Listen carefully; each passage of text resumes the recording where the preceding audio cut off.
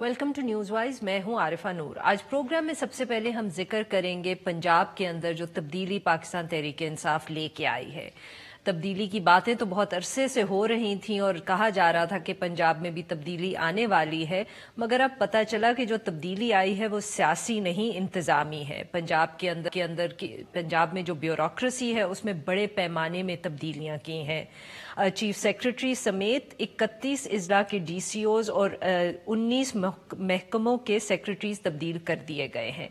वफाकी सेक्रेटरी दाखिला जो थे मेजर आजम सुलेमान, उनको चीफ सेक्रेटरी पंजाब बनाया गया है। वो माजी के अंदर साबिक वजीर आला पंजाब शहबाज शरीफ साहब के साथ सेक्रेटरी कम्युनिकेशन एंड वर्क्स और फिर एडिशनल सेक्रेटरी दाखिला के तौर पे काम कर चुके हैं। मीडिया रिपोर्ट्स कुछ सामने आई हैं जो ये कह रही हैं कि इमरान खान साहब और पाकिस्तान तहरीक इंसाफ ने फाइनली 1.5 साल की में जब उनका कहते हैं कि पंजाब में इतना इफेक्टिव गवर्नेंस का एक्सपीरियंस नहीं रहा, तो अब फाइनली वो उन्हीं ब्यूरोक्रेट्स को इस्तेमाल कर रहे हैं जो कहा जाता था कि शहबाज शरीफ साहब के या PMLN के बहुत करीब हैं। उनको शहबाज शरीफ साहब की कोर टीम भी कहा गया है एक मीडिया रिपोर्ट में, जिसके अंदर secretary finance Asad Sumbal, secretary live stock Nabeel Awan और सेक्रेटरी हाउसिंग नदीम महबूब भी शामिल हैं।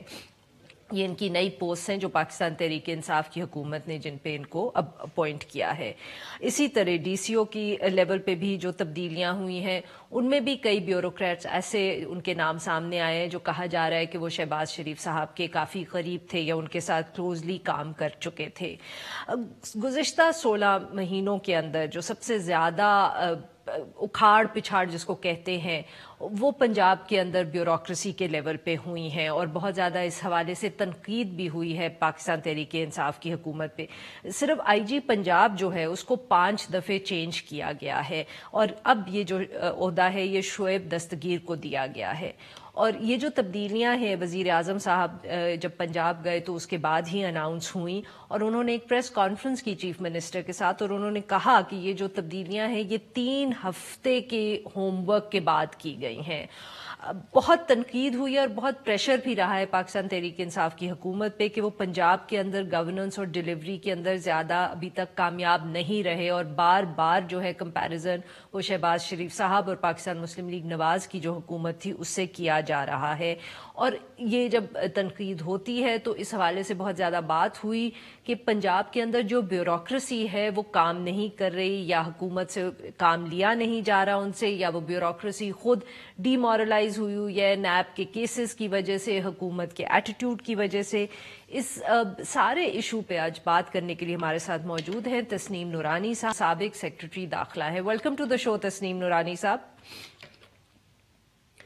सर, ये बहुत पिछले 1.5 साल में हम कह सकते हैं कि गुफ्तगू हुई है कि NAB की एक्टिविटीज की वजह से जो अकाउंटेबिलिटी ड्राइव है उसकी वजह से ब्यूरोक्रेसी जो है वो काम करने को तैयार नहीं है, वो बहुत डीमोरलाइज्ड है। पाकिस्तान तहरीक इंसाफ की तरफ से अगर कोई एक डिफेंस आता है तो वो ये होता है कि जी जो ब्यूरोक्रेसी थी या बहुत जो अच्छे या इफेक्टिव लोग हैं वो पाकिस्तान मुस्लिम लीग नवाज के करीब थे या शहबाज शरीफ साहब के साथ काम करते रहे हैं तो वो कोऑपरेट नहीं कर रहे। I mean these are 2 extreme opinions if we can say. आपके ख्याल में वेयर डज द ट्रूथ लाई? देखिए, मैं पिछले 2 दिनों से मैं काफ़ी रायज़नी कर चुका हूँ चैनल्स पे इस चीज़ पे, मुझे बुलाते रहते हैं इस पे। मैं स्टार्ट ऐसे करूँगा कि अभी प्राइम मिनिस्टर साहब ने कहा कि मैंने और उस्मान ने बैठ के ये सारे फैसले किए। अब ये सोच जो है ना ये इतनी बदल चुकी है कि ये फैसले कि टीम क्या होनी चाहिए, तो टीम लीडर जो है, जो इस केस में चीफ सेक्रेटरी होता है, उसको करनी चाहिए। आई अस्यूम के जो 3 हफ्ते की एक्सरसाइज थी उसमें उनको भी बिठाया होगा और उन्होंने ये जो नए चीफ सेक्रेटरी साहब हैं सर। जी, मतलब ये है कि जिस बंदे को आप टीम लीडर दे रहे हैं, जिस बंदे को कप्तान बना रहे हैं, उसको भी शामिल करना चाहिए था। अल्लाह करे कि इन्होंने किया हो कि जो टीम आपको हम दे रहे हैं वो आप आएँ और हमें बताएं कि आपकी टीम क्या होनी चाहिए, क्योंकि वो अफसर ऑलरेडी पंजाब में बहुत साल काम कर चुका है, ब्यूरोक्रेसी को जानता है। तो एक तो ये सोच जो है ये इस पे मैं समझता हूँ कि गौर करना चाहिए। दूसरा ये है कि अच्छा अफसर बुरा अफसर जो है उसमें ठीक है 18-20 का फ़र्क हो सकता है काबिलियत में, उसकी سوچ میں, اس کی سپیڈ میں, مگر جو افسر کی ڈیلیوری ہے وہ ماحول پہ ڈیپینڈ کرتی ہے. اب وہ شہباز شریف کے دور میں یہ جو کام کر رہے تھے وہ ٹوٹل کانفیڈنس پہ کام کر رہے تھے, ان کو پتا تھا کہ وہ ان کی سپورٹ اس کو ٹوٹل حاصل ہے اور وہ سپورٹ کرے گا, اور اس وقت نیب وغیرہ کا اتنا خطرہ نہیں تھا, یہ نیب پہ پکڑ دھکڑ نہیں ہو رہی تھی. صحیح. پوسٹنگز جو تھیں وہ ڈیوریشن لمبی تھیں. یہ جو افسر جن کی وہ بات کر رہے ہیں, جہاں جہاں بھی وہ لگے رہے ان کے آپ ٹینیور دیکھیں تو 2 سال, 1.5 سال, 3 سال کی پوسٹوں پہ وہ رہے ہیں, تب انہوں نے ڈیلیور کیا ہے. اب اس حالات میں دیکھیں کہ 15 مہینے میں پہلے تو آتے تبدیل ہوئے سارے, 1-2 مہینے کے بعد انٹرم کے جو ہے چیف سیکرٹری گئے, آئی جی وغیرہ ہوئے, اس کے بعد درمیان میں ہوئے, اس کے بعد اب اتنی میسو سکیل میں سارے بدل گئے. تو اب کوئی بھی افسر جتنا بھی اچھا ہو, وہ جب کسی جگہ جاتا ہے تو اس کو 3-4 مہینے لگتے ہیں سیٹل ہونے میں, اس کو اس جگہ کے, اس علاقے کے, اس محکمے کے بندوں سے شناسائی, اس کے اسپیسیفک رولز سے اگر اس نے پہلے اس پہ کام نہ کیا ہو تو 3-4-5 مہینے لگتے ہیں سیٹل ڈاؤن ہونے میں. اب وہ پھر 3-4-5 مہینے ہر ڈی سی او کو, ہر سیکرٹری کو ان اینی کیس لگیں گے, اور اگر 3-4-5 مہینے کے بعد پھر بےتابی ہو جائے گی تو پھر تبدیل ہو جائیں گے. تو وہ مطلب یہ سائیکل چلتا رہے گا. سو اب ان کو اگر انہوں نے کر لیا ہے 15 مہینے کے تجربے کے بعد, ایک تو پیشنس کے ساتھ پرسیویئر کرنا چاہیے, اور تبدیلی جو ہے وہ وقت دینا چاہیے ہر بیوروکریٹ کو کہ وہ ڈیلیور کر سکے. جی ہاں, مطلب یہ ہے کہ کچھ تو یہ لوگ کہہ رہے ہیں کہ وہ, میں نے کسی افسر سے بات کر رہا تھا تو وہ کہہ رہے تھے یہ تو تبدیلی سرکار ہے, کہ وہ تبدیلیوں میں زیادہ ہے. تو اس وجہ سے میری ریکویسٹ ہوگی سرکار سے کہ اب ان کو تھوڑا ٹائم دیا جائے. دوسرا یہ ہے کہ جو ان کے جینون مسائل ہیں, کس وجہ سے وہ کام نہیں کر رہے. وہ کہہ رہے ہیں کہ بیوروکریسی کوآپریٹ نہیں کر رہی. بھائی ایک افسر ہے, وہ اگر نوکری پہ آیا ہے, اس کا ایک سرٹن پرائیڈ ہے, ایک جو اس نے کی ہوئی ہے, وہ کیوں نہیں کام کرنا چاہے گا اگر اس کو ماحول ٹھیک ملے گا. تو اس کے ساتھ بیٹھ کے یہ بجائے اس کو بلیم کرنے کے, بجائے اس کو کہنے کے کہ تم PMLN کے ہو, بجائے اس کے کہنے کے کہ بھئی آپ کوآپریٹ نہیں کر رہے, this is the time to speak to them. Noorani صاحب, بٹ یہ نیب کا ایشو کتنا اہم تھا, بٹ مطلب کہ کین وی سے کہ it was the dominant factor جو اتنے مسائل پاکستان تحریک انصاف کو ہوئے ہیں بیوروکریسی کے ساتھ, یا ہم کہہ سکتے ہیں کہ یہ ایک فیکٹر تھا امنگ مینی؟ دیکھیے یہ فیکٹر تو ہمیشہ ہوتا ہے, مگر اس دفعہ چونکہ اتنا اگریسولی لوگوں کو پکڑا گیا, اور اس میں سے انفارچونیٹلی اگر خراب لوگ پکڑے جاتے تو ایک سٹینڈرڈ ہوتا کہ بھئی آپ کو خراب ہونا ضروری ہے پکڑے جانے کے لیے, اور کسی فائنینشیل لیٹ سے کہ پیسے بنانے کے ثبوت پہ پکڑے جاتے تو ہوتا. اب چونکہ کنفیوز ہیں افسر, وہ ان کو یہ سمجھ نہیں آ رہا کہ بھئی کسی بھی چیز پہ پکڑے جا سکتے ہیں. تو وہ اب نیب جو ہے وہ اپنا کام کر رہی ہے, وہ کہہ رہی ہے کہ جی ٹھیک ہے ہم نے یہ کیس بنایا ہے, اس میں واقعی یہ غلط ہوا ہے اور اس سے اتنا نقصان ہوا ہے, اور ہمیں یہ درخواست کسی نے دی ہے کہ یہ بندہ غلط ہے. جو بھی وہ کام کر رہے ہیں مجھے نہیں پتا ان کا internal. So people officers are confused کہ اب ہم کہاں جائیں, کس چیز پہ فیصلہ کریں, کس چیز پہ دستخط کریں. اور پھر یہ ہے کہ ایک اور خوف بھی ہوتا ہے کہ اگر PTI کی حکومت PMLN کے بندوں کو پکڑ رہی ہے اور 10 سال کے بعد پکڑ رہی ہے, تو اب کیا گارنٹی ہے کہ ہم PTI کے ساتھ کام کر رہے ہیں تو 5 سال کے بعد اگلی حکومت آگے ہمیں نہیں پکڑے گی. So it is something that needs to be taken care of. کوئی رولز بنے, کوئی قانون میں تبدیلی آئے, کوئی ان کو ایشورنس دی جائے کہ بھئی یہ قانون اب بدل گیا ہے اور آپ ہمت سے کام کریں. صرف تقریر کر کے ایشورنس دینا جو ہے وہ کافی نہیں ہے. That's not going to satisfy them because they're intelligent people. They know how the state works. جی ناظرین, یہاں پہ ہم لیں گے ایک چھوٹا کو, جب ہم بریک سے واپس آئیں گے تو ہم نورانی صاحب سے گفتگو جاری رکھیں گے. Stay with us.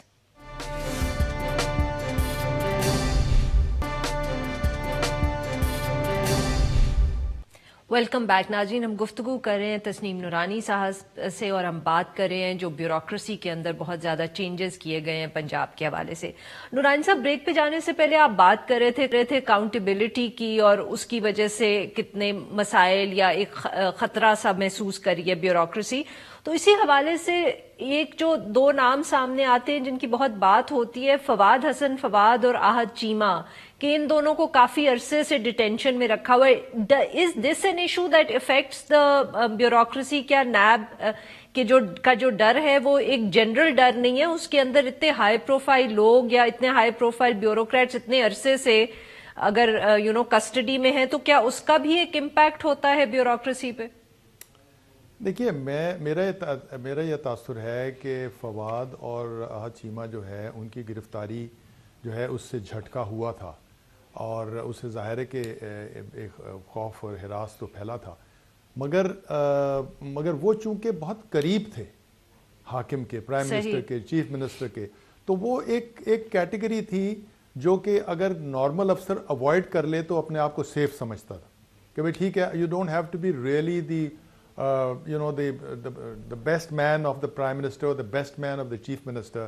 As long as you're not there, you're safe, because وہ تو ایک جب یہ حکومت آئی تھی تو انہوں نے کہا جی ان کا کون سا سب سے رائٹ ہینڈ مین ہے جو ہر کام کرتا تھا، تو انہوں نے پکڑ لیا اور ان کو ظاہر ہے لمبی سزا مل رہی ہے، تو وہ ایک حد تک سر اگر یہاں میں جی اسی کے ساتھ ایک اور سوال، کیونکہ آپ نے جس طرح اس کو ایکسپلین کیا کہ یہ پاکستان تحریک انصاف سے بھی یہ بات آتی ہے اور ویسے بھی ہم بہت بات کرتے ہیں کہ اب بیوروکریسی شاید ہماری بہت زیادہ سیاسی یا پولیٹیسائز ہو گئی ہے، تو اس کے اندر آپ جو بات کریں وہ بھی فٹ ان ہوتی ہے کہ پھر ہم یہ کہہ سکتے ہیں کہ بیوروکریسی میں کچھ ایسے لوگ ہیں جو کسی ایک سیاسی جماعت کے بہت قریب ہو جاتے ہیں اور شاید اس کی وجہ سے پاکستان تحریک انصاف جو پہلی دفعہ پاور میں آئی ہے اس کو بھی پھر بہت ریزرویشنز ہیں یا وہ بھی گھبراتے ہیں بیوروکریسی سے کیونکہ یہ بات کرتے ہیں کچھ سینئر منسٹرز؟ نہیں، بالکل ایسے ہیں، میں بالکل مانتا ہوں کہ ایسے افسر ہیں اور ایسے ہوتے ہیں جو سیاسی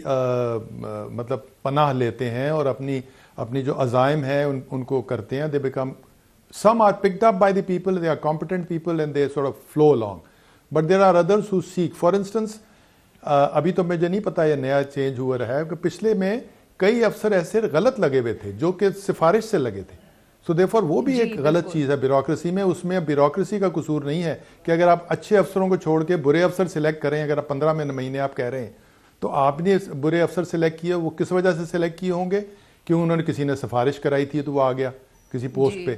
تو دیرفور وہ الٹیمیٹلی یا وہ بھی کسی کے بلو آئیڈ بوائز تھے، کیونکہ کچھ اس طرح کی اطلاعات ہیں کہ شاید چیف منسٹر کے یا اور جو پارٹی کے سینئر لوگ ہیں ان کی جو چوائسز تھیں وہ بیوروکریسی میں لگی ہوئی تھیں اور وہ ایفیکٹو نہیں تھی، ان کو اب ہٹایا گیا ہے. جی بالکل، اور ایسے ہی ہے نا. But ultimately the buck stops at the top. یہ عجیب سی بات ہے کہ ٹیم کے 10 پلیئر تو چینج ہو گئے پر 11واں پلیئر جو ہے کیپٹن وہ جو اچھا ہے. سو دیرفور دیر از سم ڈسکنیکٹ کہ اگر اتنے حالات خراب ہیں کہ آپ کو سارے کے سارے ڈی سی، سارے کے سارے سیکٹری آلموسٹ چینج کرنے پڑے، تو پھر اس کا مطلب ہے کہ وہ نظام ٹھیک نہیں چل رہا اور اس میں کیپٹن جو ہے اس کی بھی ذمہ داری کچھ ہونی چاہیے.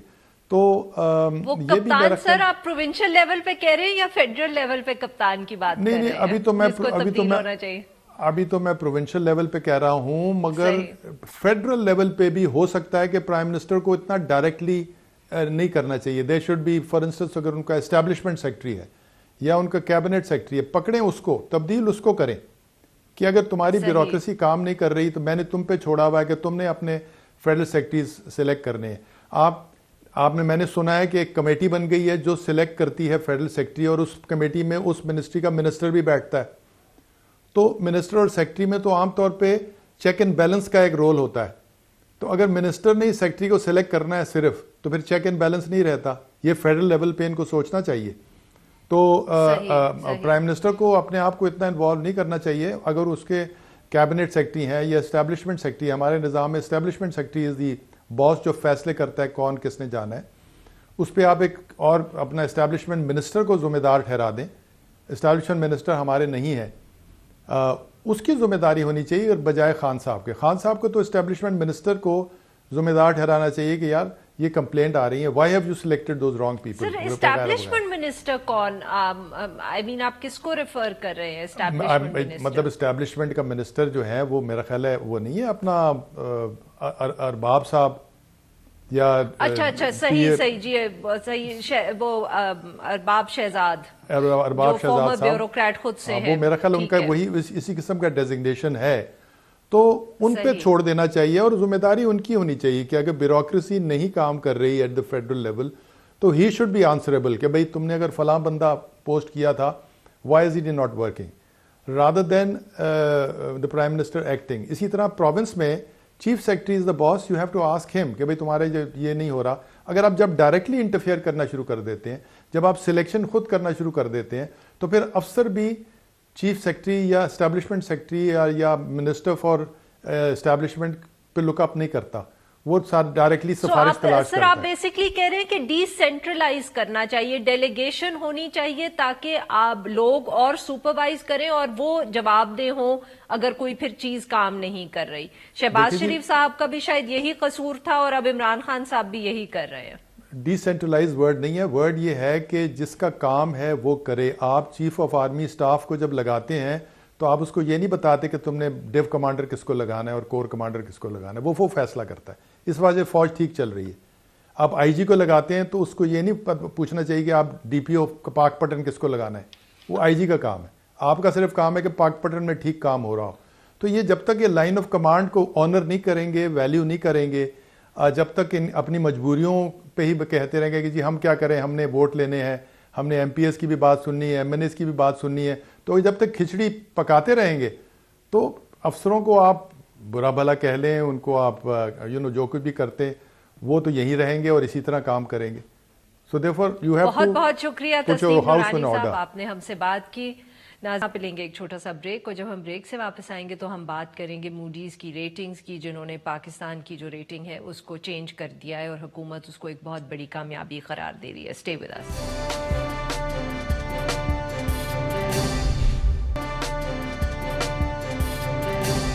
Welcome back. پروگرام کے اس حصے میں ہم بات کریں گے پاکستان کی جو موجودہ معاشی صورتحال ہے. ایک بین الاقوامی جو کریڈٹ ریٹنگ ایجنسی ہے موڈیز, اس نے پاکستان کی معیشت کی جو ریٹنگ ہے وہ منفی سے بڑھا کر مستحکم قرار دے دی ہے.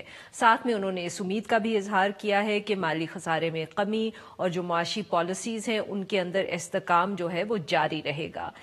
موڈیز نے مگر ساتھ میں یہ بھی کہا ہے کہ پاکستان کا جو فسکل ڈیفیسٹ یعنی کہ خسارہ ہے وہ کافی ہائی ہے اور 8.6 ہی رہے گا. حکومتی اندازہ اس سے تھوڑا کم ہے, اور انہوں نے کہا ہے کہ پاکستان کی جو فسکل سٹرینتھ ہے وہ کمزور ہی نظر آ رہی ہے. دوسری طرف جو حکومت ہے اس نے اس تازہ ترین ریٹنگ کے اندر جو بہتری آئی ہے اس کو اپنی ایک اہم کامیابی قرار دیا ہے. مشیر خزانہ ڈاکٹر عبدالحفیظ شیخ نے کہا ہے کہ پاکستان کی جو آؤٹ لک ہے یہ جو بہتر ہوئی ہے, نیگیٹو سے مستحکم پہ آئی ہے, یہ ان کی پالیسیز کی تائید کرتی ہے اور ایک انڈیکیشن ہے کہ جو حکومت کی پالیسیز ہے وہ صحیح ڈائریکشن میں جا رہی ہیں. اور انہوں نے یہ بھی ساتھ میں کہا کہ جو اسٹاک ایکسچینج کے اندر بہتری آئی ہے اس سے بھی یہی اندازہ لگایا جا سکتا ہے کہ حکومت کی جو پالیسیز ہیں وہ صحیح ہیں, اور ساتھ میں جو فارن انویسٹمنٹ آ رہی ہے اس کا بھی انہوں نے تذکرہ کیا. اس سارے ایشو پہ بات کرنے کے لیے ہمارے ساتھ موجود ہیں ناصر جمال صاحب, جو سینئر نمائندہ ڈان نیوز اور ایک معاشی تجزیہ کار ہے. ویلکم ٹو دا شو ناصر صاحب. ناصر صاحب, سب سے پہلے تو ہمیں یہ بتائیں کہ یہ جو موڈیز کی ریٹنگ ہے یہ کس چیز کو دیکھتی ہے, یہ اصل میں کس چیز کو جج کر رہی ہے؟ کرتی ہے تو اس میں 2-3 چیزیں یوزلی دیکھتے ہیں کسی بھی ملک کی. ایک تو اس کی دیکھتے ہیں کہ وہ اس کی ability to pay back debt وہ کتنی ہے, یعنی ان کے جو فارن ایکسچینج ریزروز ہیں وہ کس طرح کے ہیں, کس سچویشن میں جا رہی ہے, اور وہ ان کی ڈائریکشنز کیا ہے. پھر دوسری جو چیز دیکھتے ہیں کہ کیا اس ملک کا فسکل ڈسپلن اس ملک میں ہے اور اس میں کیسی سچویشن ہے, مطلب کیا وہ جو خسارہ کتنا ہے اور اس کو کم, اگر خسارہ ہے زیادہ تو پالیسیز کس قسم کی اپنا رہے ہیں. تو جیسے آپ کو پتہ ہے 2018 میں انہوں نے نیگیٹو کر دی تھی, تو پہلے تو یہ سمجھنے والی بات ہے کہ یہ جو ریٹنگ ہے یہ کوئی اپ گریڈ ایز سچ نہیں ہے. ریٹنگ وہی ہے, ریٹنگ وہی ہے B3, اس میں کوئی چینج نہیں ہے. چینج صرف کوالٹی آف ریٹنگ میں ہے, یعنی جو جون 2018 میں انہوں نے نیگیٹو کر دی تھی آؤٹ لک, اس کو انہوں نے اسٹیبل آؤٹ لک کر دیا. تو آپ کہہ رہے ہیں کہ یہ ریٹنگ میں تبدیلی نہیں ہے؟ ریٹنگ میں تبدیلی نہیں, یہ کوالٹی آف ریٹنگ میں تبدیلی ہے, یعنی امپروومنٹ. صحیح. اور یہ فرق کیا ہوا دونوں چیزوں میں؟ فرق یہ ہے کہ یہ آپ کی जो भी रेटिंग एजेंसी होती है उसके दो ग्रेड्स होते हैं, एक इन्वेस्टमेंट ग्रेड रेटिंग होती है, एक नॉन इन्वेस्टमेंट ग्रेड रेटिंग होती है। तो पाकिस्तान और दूसरे मुल्क जो हैं बहुत सारे, कोई तकरीबन आप ये कह लें कि जिन ममालिक की रेटिंग होती है उसका तकरीबन 50-60% ऑफ दोज कंट्रीज़ वो नॉन इन्वेस्टमेंट ग्रेड में होते हैं। तो पाकिस्तान भी, जब से पाकिस्तान की रेटिंग शुरू हुई लेट 1980s या अर्ली 1990s में, तो उस वक्त से भी पाकिस्तान नॉन इन्वेस्टमेंट ग्रेड में ही रेट होता रहा है। सिर्फ ये है कि कभी थोड़ी सी बेहतर हो जाती थी, उसी नॉन इन्वेस्टमेंट में ही ग्रेड में रहते हुए कभी बेहतर हो जाता था, कभी नीचे चली जाती थी। तो जैसे तो नासिर साहब, ये अब हमें बताएं कि हुकूमत फिर इसको अपनी एक इतनी बड़ी कामयाबी क्यों करार दे रही है, अगर आप कह रहे हैं कि बहुत ज्यादा फर्क नहीं पड़ा है। देखिए, कामयाबी इस वजह से कामयाबी हम ये कह सकते हैं कि पिछले 4-5 माह में कुछ स्टेबिलिटी आई है। जैसे कि अक्टूबर में हमारा जो करंट अकाउंट था उसमें सरप्लस आ गया, वो डेफिसिट से सरप्लस में चला गया। तो $99 मिलियन का जो है ना उस पर सरप्लस था पिछले महीने। इस महीने का नवंबर का अभी आने वाला तो कुछ अंदाज़ा नहीं है। फिर हमारा जो ट्रेड डेफिसिट है वो भी कम हुआ है। फिर हमारा जो फिस्कल अकाउंट है, फिस्कल डेफिसिट है, उसमें हमने प्राइमरी सरप्लस भी शो किया है। तो ओवरऑल जो इशारे हैं वो तो बेहतर हैं, मतलब एब्सोल्युटली जो अगर उसमें देखें वो सो बेसिकली वही बात कि इकोनॉमी को मुस्तहकम किया जा रहा है या स्टेबिलिटी उसमें आ रही है, और मूडी की जो रेटिंग्स है वो भी इसी को रिफ्लेक्ट जी उसको ही रिफ्लेक्ट करेंगे। ये कोई सरप्राइजिंग नहीं है, ये होना ही था। तो नासिर साहब, ये जो मूडीज ने साथ में ये भी बात की है कि उन्होंने जैसे कहते हैं ना कि एक वार्निंग दी है या वो क्या कहते हैं कॉशन किया है पाकिस्तान को, कि उन्होंने कहा है कि उम्मीद की जाती है कि ये जो कमी आई है खसारे के अंदर या जो इकोनॉमिक पॉलिसीज हैं इनको सस्टेन किया जाएगा। ये उन्होंने क्यों कहा है? ये मतलब कि is it like a caution और अ वार्निंग? ये उनको क्यों कहने की जरूरत है? रेटिंग जो होती है, रेटिंग जो है ये बेसिकली एक ओपिनियन होती है।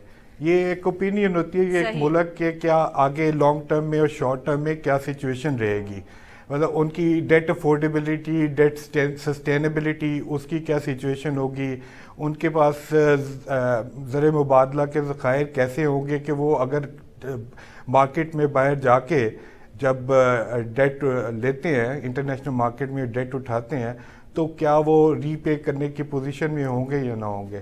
तो अब चूँकि ये पिछले 1.5 साल से हमारी जो आउटलुक थी B3 की वो नेगेटिव थी, तो जो गवर्नमेंट के प्लान्स थे सकूक और यूरो बॉन्ड्स फ्लोट करने के, तो वो नहीं कर पा रहे थे। ठीक है, लेकिन सही। बहुत शुक्रिया नासिर साहब, आपने हमसे बात की। नाजरीन, यहाँ पे लेंगे एक ब्रेक, और जब हम ब्रेक से वापस आएंगे तो हम बात करेंगे इलेक्शन कमीशन ऑफ पाकिस्तान के, और उसके जो नए मेंबर्स चूज करने हैं उसके लिए हुकूमत और अपोजिशन जो है मुज़ाकरात कर रहे हैं। Stay with us.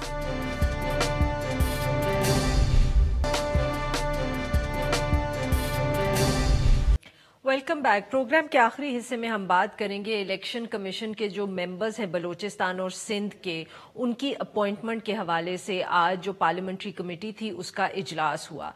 वफाकी वजीर शीरी मजारी ने यह दावा किया है कि जो तकर्री के हवाले से मुज़ाकरात हो रहे हैं तो हुकूमत और अपोजिशन के दरमियान तकरीबन इत्तफाक हो गया है, और मगर अपोजिशन ने एक दफ़े मौका मांगा है कि वो हतमी जवाब देने से पहले अपनी अपनी लीडरशिप से मुशावरत एक दफ़े कर लें।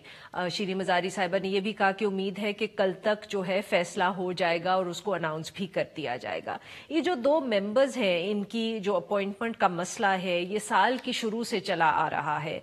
वजीर आजम और अपोजिशन और फिर पार्लियामेंट्री कमेटी जो इसके लिए बनाई गई, पहले वजीर आजम और अपोजिशन लीडर ने इसको तय करना था, उसके बाद उस लेवल पे नहीं तय हुआ तो फिर पार्लियामेंट्री कमेटी बनाई गई, वहां भी इत्तफाक नहीं हुआ। तो फिर हुकूमत ने एक सदारती हुक्मनामे के थ्रू ये अपॉइंटमेंट्स यूनिलैटरली ही कर ली, मगर इस्लामाबाद हाई कोर्ट ने इसको कालदम करार दे दिया और कहा कि पार्लियामेंट को इस मसले को हल करना चाहिए, और इसी हवाले से ये अब मुज़ाकरात हो रहे हैं। इस सारा इशू जो है क्या हल हो सकता है, इसी इशू पे बात करने के लिए आज हमारे साथ मौजूद है अहमद बिलाल महबूब साहब, जो सरबराह है पिलडैट के। Welcome to the show sir. Thank you very much ji sir, तो ये आपके ख्याल में क्या फाइनली लग रहा है कि हम शीरी मजारी साहिबा की बात पे यकीन कर लें कि वो एक मसले को हल करने के करीब हैं अब? मेरा ख्याल है पहले की निस्बत अब ज्यादा इम्कान नजर आ रहा है, क्योंकि पहले आप कभी इस तरह की कोई पुरुमीद बातें हुकूमत की तरफ से या अपोजिशन की तरफ से कभी सुनने को नहीं मिली थी, लेकिन अब के ये नजर आ रहा है। और उसकी एक वजह ये भी है शायद कि हुकूमत ने मुख्तलिफ ऑप्शन आजमा के देख लिए हैं, वो भी उनसे काम नहीं चला है।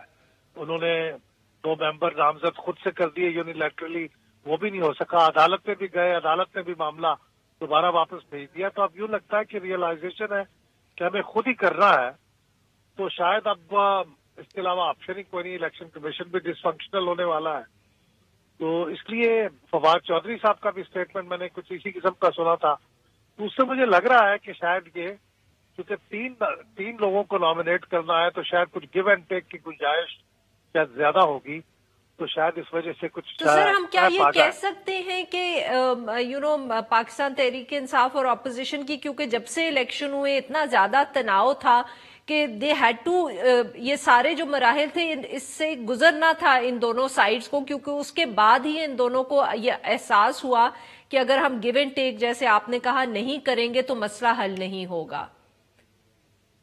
जी, वो वैसे गुजरना उस मरहले से जरूरी नहीं था, वो दूसरों से भी ये सबक हासिल कर सकते थे। देखिए, इससे पहले पीएमएलएन या पीएमएल और पीपल्स पार्टी के दरमियान भी जो मरहले गुजरे हैं, आप 90 की दिहाई की बात करें।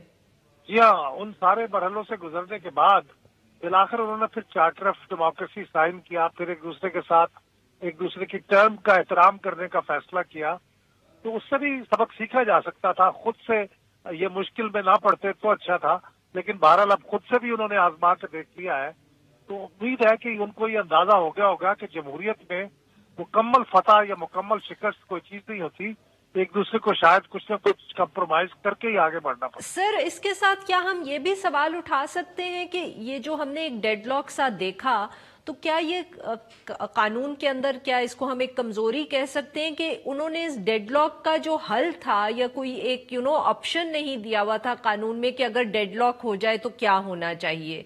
तो क्या हम ये बात कर सकते हैं कि शायद अब पार्लियामेंट को इस लकूना को भी एड्रेस करना चाहिए, या फिर ये कह देना काफी है कि they need to sit and talk और मसले का हल ढूंढना चाहिए?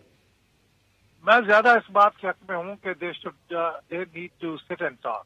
देखिए, हर चीज को बिल्कुल कानूनी और आखिरी हद तक कानून डिफाइन नहीं कर सकता।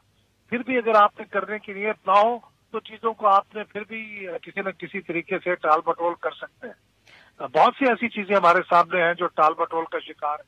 तो मेरे ख्याल में नतीजा यही निकालना चाहिए कि इनको आपस में बैठ के बात करनी चाहिए और को हल निकालना चाहिए, बजाय इसके कि हर चीज के लिए। अब जाहिर है इसके बाद जिस तरह इंटरिम गवर्नमेंट में होता है कि मामला चला जाता है इलेक्शन कमीशन के पास, अब आप इलेक्शन कमिश्नर की तकर्री का मामला तो इलेक्शन कमीशन नहीं दे सकते। बिल्कुल सही। बहुत बहुत शुक्रिया अहमद साहब, आपने हमसे बात की। आज के लिए बस इतना ही। We'll be back tomorrow at the same time.